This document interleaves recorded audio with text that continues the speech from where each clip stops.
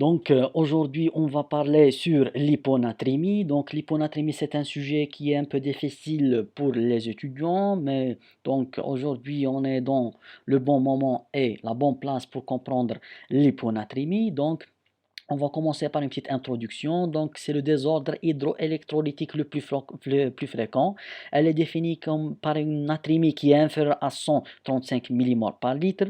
Donc, le plus souvent, elle est asymptomatique, c'est quand elle est chronique beaucoup plus, mais elle peut être aiguë ou sévère là, quand elle est inférieure à 120 millimoles par litre.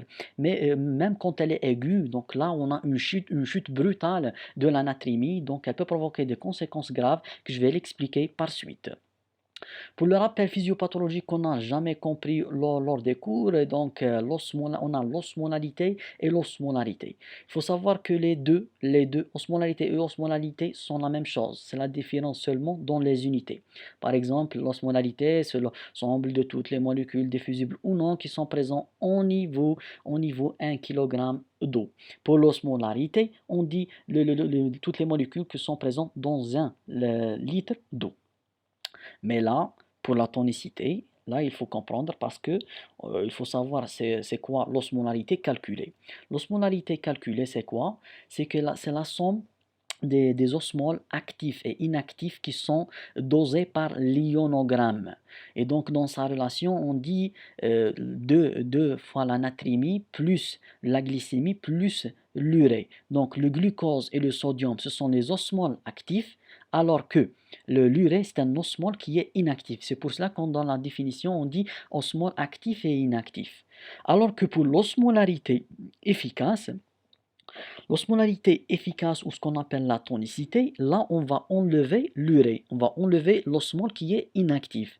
Et donc on dit 2 fois la natrémie plus la glycémie, Et il y a encore ce qu'on appelle l'osmolarité mesurée. L'osmolarité mesurée, c'est l'ensemble des osmoles, quels que soient actifs et inactifs, mesurés ou non par l'ionogramme, C'est pour cela que l'osmolarité mesurée, elle est plus grande dans sa valeur par rapport à l'osmolarité efficace. Et c'est pour cela qu'on peut faire une différence. Donc on fait l'osmolarité mesurée moins l'osmolarité efficace, on trouve un chiffre qui est le plus souvent inférieur ou égal à 10 et dans ce qu'on appelle le trou osmotique. C'est quoi l'utilité de ce trou osmotique? Par exemple, quand on a une hyperglycémie ou excès de mannitol dans le sang, là, quand on fait la mesure, l'osmolarité mesurée, elle va être plus grande par rapport à l'osmolarité efficace. Et donc, quand on fait l'osmolarité mesurée moins l'osmolarité efficace, on trouve un trou osmotique qui est supérieur à 10 et cela va nous orienter qu'il y a des osmoles qui sont indosés. Pour le compartiment liquidien, là c'est très important, il faut savoir que le corps contient 70% d'eau qui est divisé donc en compartiment intracellulaire et un compartiment extracellulaire. L'intracellulaire contient 2 tiers, donc 2 tiers de l'eau sont présents au niveau des cellules et un tiers il est dans l'extracellulaire. Et dans l'extracellulaire, on a l'intravasculaire et on a le liquide interstitiel. Dans le liquide interstitiel, on a les 2 tiers de ce tiers compartiment extracellulaire. Et dans le plasma, dans les vaisseaux, on a le tiers. Et puis là, la régulation du bilan hydrosodé, ça c'est très important. C'est que la régulation, là, il faut faire une différence entre deux choses, entre natrémie et entre la quantité globale du sodium dans l'organisme. Il y a une grande différence. La natrémie, c'est la concentration du sodium dans le plasma, alors que la quantité globale du sodium dans l'organisme, c'est elle qui va subir la régulation étroite de bilan hydrosodé. Donc la quantité globale de sodium dans l'organisme, c'est elle qui va subir les différentes modifications pour assurer un bilan hydrosodé bien régulé. C'est quoi cette régulation? Cette régulation, elle va baser sur deux choses, sur la soif et sur l'ADH. L'ADH, c'est quoi? C'est la vasopressine. C'est l'arginine vasopressine. Donc, c'est une hormone qui va venir à partir de la post-hypophyse, qui va être sécrétée quand l'osmolarité elle va dépasser les 285. On va voir une stimulation de ces osmorécepteurs qui vont provoquer la libération de l'ADH. L'ADH, il va aller au niveau rénal, il va aller au niveau du tube collecteur, il va, par le récepteur V2 présent au niveau de rein, il va ouvrir les aquaporines pour faire la réabsorption de l'eau, pour faire augmenter, pour faire diminuer l'osmolarité, elle revient à la normale. Encore, par les récepteurs V1 au niveau des vaisseaux sanguins, il peut provoquer une hypertension artérielle. Donc, le stimulus qu'on a expliqué, ce qu'on appelle, c'est le stimulus osmotique. Le stimulus osmotique, il dépend de l'osmolalité. C'est le principal stimulus de l'ADH. Puis on a le stimulus qui est non osmotique. Il y a deux qu'il faut les mettre en tête parce qu'ils sont très importants dans l'explication de l'étiologie de l'hyponatrémie. Donc on a l'hypovolémie et on a l'hypotension artérielle. Donc ce sont deux stimulus qui sont non osmotiques de la sécrétion de l'ADH. Donc ces deux stimulus, ils vont venir dans le deuxième rangée. Donc c'est dans l'état physiologique, on va travailler par le stimulus osmotique parce qu'il va couvrir les différentes variations de l'osmolalité. Mais quand la variation elle est très importante ou quand il y a un état pathologique spécifique qui va provoquer un changement de sécrétion d'ADH, elle va être principalement basée sur la sécrétion non osmotique et qui est dans leur stimulus, c'est l'hypotension et l'hypovolémie. Et puis, je vais ajouter dans les stimulus non osmotiques, pour être un peu précis, il y a autre, par exemple la sérotonine, la cholécystokinine, l'hypoxie, il y a plusieurs stimulus, mais les deux principaux, c'est l'hypotension et c'est l'hypovolémie. Bon, pour la régulation du volume cellulaire. Veut dire quoi ce titre? Veut dire c'est quoi le comportement de la cellule neurologique donc envers ces variations de la natrémie. Donc quand on est en hyponatrémie, on a une hypoosmolarité, les liquides ils vont entrer à l'intérieur de la cellule neurologique. La cellule neurologique, qu'est-ce qu'elle fait? Elle va faire elle va provoquer la sortie de potassium et de chlore, des électrolytes, de sorte que elle va faire les sortir pour diminuer la quantité d'eau qui est présente à l'intérieur de la cellule, comme si elle est en train d'appuyer sur un interrupteur et ce interrupteur, il va éteindre la force osmotique. Donc ça, c'est en phase aiguë. Donc en phase aiguë, elle fait ce mécanisme. Et ce mécanisme-là, c'est un mécanisme qui est incomplet. Donc par suite, donc au fur et à mesure, on va voir l'installation de l'œdème cérébral. C'est pour cela que le traitement de l'hyponatrémie aiguë, il est agressif parce que on sait que le mécanisme de protection contre l'œdème cérébral, il ne va pas régler le problème. Alors, quand l'hyponatrémie elle est chronique, là, la cellule nerveuse, elle est très intelligente et elle fait quoi? Elle fait sortir les osmolites. C'est quoi les osmolites? Ce sont les acides aminés, glutamine. Donc, elle va les faire sortir de sorte qu'elle va diminuer le volume et elle ne va pas tomber dans l'œdème cérébral. C'est pour cela que le traitement de l'hyponatrémie chronique n'est pas agressif. Donc, c'est ça ce qu'il faut comprendre d'abord. Il faut d'abord comprendre c'est quoi aigu, c'est quoi chronique, et pourquoi aigu, et pourquoi chronique, et pourquoi le traitement il est comme ça dans l'aigu et chronique. Bon, pour le diagnostic étiologique, donc dans l'hyponatrémie, on fait quoi? On va calculer l'osmolarité. Quand on va calculer l'osmolarité, le plus souvent on utilise l'osmolarité efficace et non pas calculée, donc on va enlever l'urée. Quand on va calculer l'osmolarité, on va trouver trois cas. Soit que l'osmolarité elle est normale, soit qu'elle est diminuée, soit qu'elle est augmentée. Donc soit qu'elle est normale, quand elle est normale, veut dire quoi? Qu'est-ce que je vais faire? Je ne vais rien faire et je ne vais pas traiter le patient parce qu'elle va provoquer rien. Pourquoi? Parce que cette hyponatrémie, c'est une pseudo-hyponatrémie. Et pourquoi c'est une pseudo-hyponatrémie? Parce que quand j'ai fait les prélèvements sanguins, j'ai prélevé mon sang, cette quantité de sang, elle contient une très grande quantité de protéines et de lipides. Et donc, quand je vais compter la quantité de sodium dans ce prélèvement, elle est diminuée parce que il y a une très grande de protéines et de lipides qui a pris la place de sodium dans ce prélèvement-là. Donc, c'est un artefact. C'est un artefact, c'est une pseudo-hyponatrémie et qui va rien faire. Pourquoi elle va rien faire? Parce que l'osmolarité, elle est normale. Il n'y a pas d'échange d'eau. Et puis, quand on va trouver l'osmolarité, elle est augmentée. Quand elle est augmentée, là, veut dire qu'il y a par exemple, il y a une hyperglycémie, il y a du mannitol qui est ici et là. L'hyperglycémie et le mannitol, qu'est-ce qu'ils vont provoquer? Ils vont provoquer un appel d'eau. Et l'appel d'eau va provoquer une diminution du sodium. Et donc, cette diminution du sodium n'est pas une vraie diminution, c'est une fausse hyponatrémie. Cette hyperglycémie ou ce mannitol ou ce glycocol qu'on trouve lors du TURP syndrome, lors de le lavage, lors de la résection transurétérale de la prostate, donc tout ça, Donc il va entrer dans l'hyponatrémie, dans l'ordre de l'hyponatrémie qui est hypertonique. Hypertonique. Et donc c'est une fausse hyponatrémie. Bon, pour le cas quand on va trouver une osmolalité qui est diminuée, ça c'est la vraie hyponatrémie. Là, je suis devant une vraie hyponatrémie et il faut que je cherche la volémie, le volume extracellulaire. Est-ce que la volémie est normale? Est-ce qu'elle est diminuée? Est-ce qu'elle est augmentée? Et là commence l'histoire de l'hyponatrémie. Bon, on va commencer par la volémie quand elle est normale. Donc la principale cause et la plus fréquente, c'est le syndrome de sécrétion inappropriée de l'ADH. Donc c'est quoi ce syndrome? C'est une sécrétion inappropriée de l'ADH qui est causée par quoi? On a un problème pulmonaire, quelle que soit une pneumopathie bactérienne ou encore virale, ou même une tumeur pulmonaire dont le plus souvent c'est un carcinome et qui est un carcinome à petites cellules. Et encore, on a même une autre étiologie, ce sont les traitements.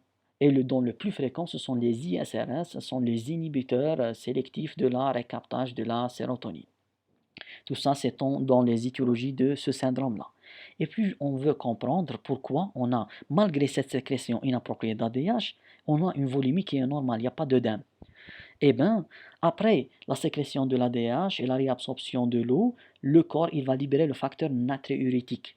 Et le facteur natriurétique, il va provoquer ce qu'on appelle le mécanisme d'échappement à l'arginine vasopressine. Parce que le facteur natriurétique, il va faire sortir le sodium et avec le sodium, une quantité d'eau qui a été excessive auparavant, qui peut provoquer un œdème auparavant, et donc quand elle va sortir, on ne va pas avoir le œdème, et on va avoir une volémie qui est normale. En plus de ça, il faut savoir que ce syndrome-là, c'est un syndrome dont le diagnostic il est d'exclusion ou d'élimination. Il faut éliminer les autres étiologies que je vais l'expliquer par la suite pour dire que c'est un syndrome de sécrétion inappropriée d'ADH. Et qu'est-ce qu'il va il va nous faire un diagnostic différentiel avec ce syndrome-là, c'est le syndrome de perte de sel d'origine cérébrale. C'est quoi ça? Donc, quand on a un traumatisme cérébral, une hémorragie cérébrale, n'importe quelle étiologie grave cérébrale, elle va provoquer la libération de facteurs natriurétiques qui est d'origine neurologique. Et, ce facteur-là, il va provoquer la natriurèse, il va provoquer une diurèse, et donc là, la diurèse, on va trouver une polyurie. Alors que dans le syndrome de sécrétion inappropriée d'ADH, la diurèse, elle est conservée. Elle est conservée. Et donc, c'est ça la différence, et même la différence dans le traitement, parce que dans le syndrome de sécrétion inappropriée d'ADH, on va faire une restriction hydrique, alors que dans le syndrome de perte de sel d'origine cérébrale, on va donner du sel. On va donner du sel. En plus de ça, dans le cadre du syndrome de sécrétion inappropriée d'ADH, il faut qu'on cherche l'uricémie. Donc pourquoi? Parce que c'est très important. Cette uricémie, elle permet de faire la différence entre cette hyponatrémie quand la volémie est normale et quand l'hyponatrémie avec une volémie qui est diminuée. Parce que c'est pas toujours qu'on va trouver une clinique apparente. Et donc, on va faire l'uricémie. Pourquoi? Donc, dans le syndrome de sécrétion inappropriée ADH, qu'est-ce qu'il va passer? Donc, le facteur natriurétique, il va provoquer une exposition très longue, exposition longue du tube collecteur et vers le sodium, cela qui va provoquer une inhibition du tube contourné proximal. Et quand le tube du contourné proximal il est inhibé, on ne va pas réabsorber de l'acide urique. Et donc on va provoquer une perte de l'acide urique dans les urines. Et on va avoir une diminution de l'acide urique. Alors quand on a une hyponatrémie avec une diminution de la volémie, cette diminution de la volémie, elle va provoquer une stimulation du tube contourné proximal qui va réabsorber l'acide urique. Et quand il va réabsorber l'acide urique il va être augmenté. On va trouver une hyperuricémie. C'est très important cette information. Donc tout ça, c'est dans un mot, dans ce tableau-là. Et puis, on a l'hypothyroïdie et l'insuffisance corticotrope. Là, donc, il faut savoir que les hormones thyroïdiennes et le cortisol, ils vont provoquer un feedback négatif sur l'ADH. Et quand ils sont absents, l'ADH, il va se libérer et ils vont provoquer une hyponatrémie de dilution avec une volémie qui est normale, comme si c'était un syndrome de sécrétion inappropriée de l'ADH, sauf seulement l'étiologie qui est différente. Et puis, on va aller vers quand la volémie elle est augmentée. Donc, on a des œdèmes.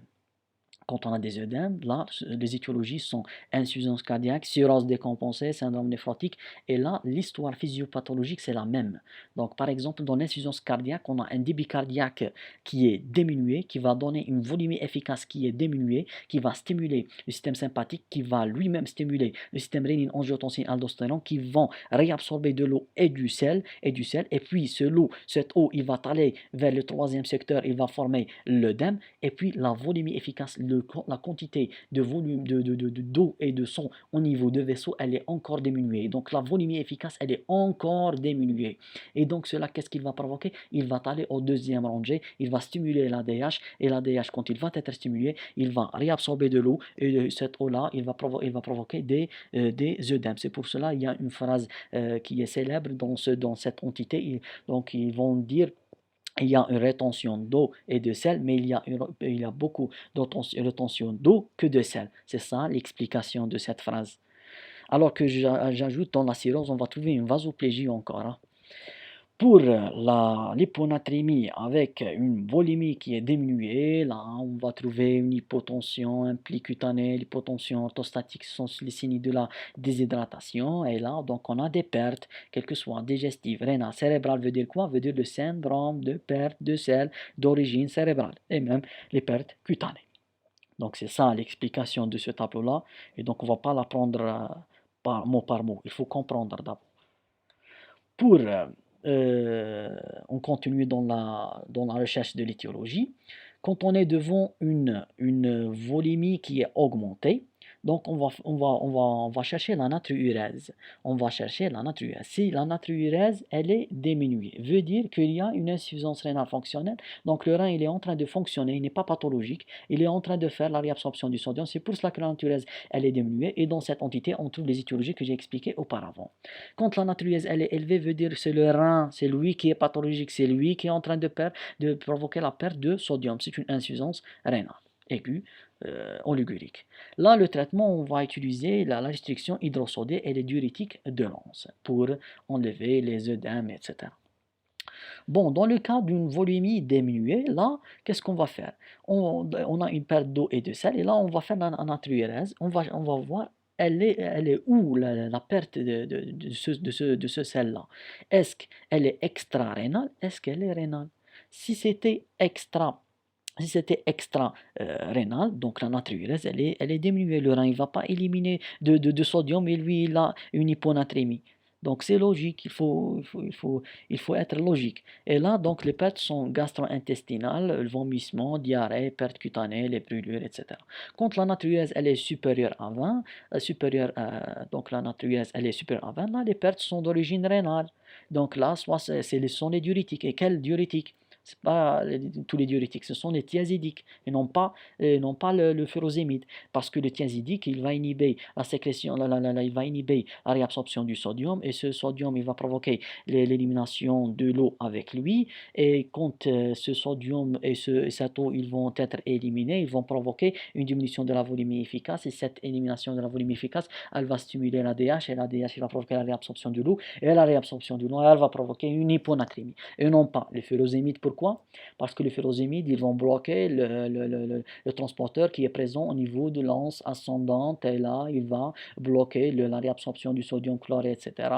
Et puis, qu'est-ce qu'il y a? Il va bloquer, quand il va bloquer ce transporteur-là, il va bloquer la formation du gradient cortico-papillaire, qui est une condition principale du fonctionnement de l'ADH. Donc, même si cette diurèse qui est provoquée par les furosémides, elle va provoquer une hypovolémie efficace, quand l'ADH il va venir, il ne va pas fonctionner parce qu'il n'y a pas un gradient cortico-papillaire. C'est pour cela, parmi les diurétiques, tu vas trouver dans les étiologies des thiazidiques beaucoup plus. Et puis, on a le syndrome de perte de sel d'origine cérébrale que j'ai expliqué. Là, qu'est-ce qu'on fait? On fait un apport en NaCl de 0,9%.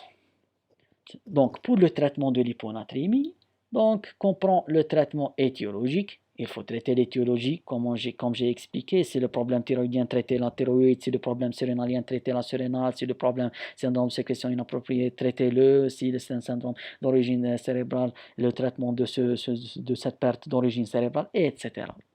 et puis un traitement symptomatique. Donc là, ce qu'il faut comprendre, si la volémie était normale, là, il faut faire une restriction hydrique qui est seule. Si la volémie est diminuée, il y a une déshydratation qui est extracellulaire, il faut faire un apport en NaCl de 0,9% qui va aller directement vers le secteur extracellulaire et il va régler le problème. Si la volémie elle est augmentée, là, il faut faire la restriction hydrosodée plus un diurétique de l'anse, donc le furosémide.